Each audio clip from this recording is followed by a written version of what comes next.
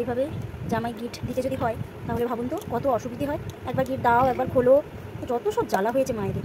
এইবার এই লং ফিতেকে কোনো রকম গিট ছাড়াই শর্ট করার একটি পদ্ধতি তোমাদের দেখাচ্ছি, লাস্ট পর্যন্ত দেখো। এই দেখো, এখানে একটা গিট দিলাম,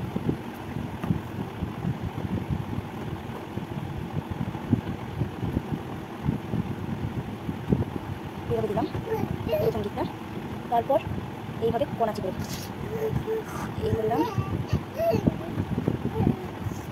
তারপর এই করলাম, তারপর এই করলাম,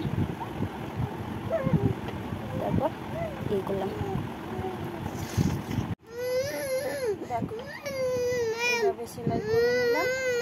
তারপর এই দড়িটা ধরে টেনে দেবো। দেখো কত সুন্দর একটা শেপ এসে গেছে, আর আমাকে গিটও বাঁধতে হলো না, কিচ্ছু করতে হলো না। এরপর এই পেছন দিকে একটা গিরা দিয়ে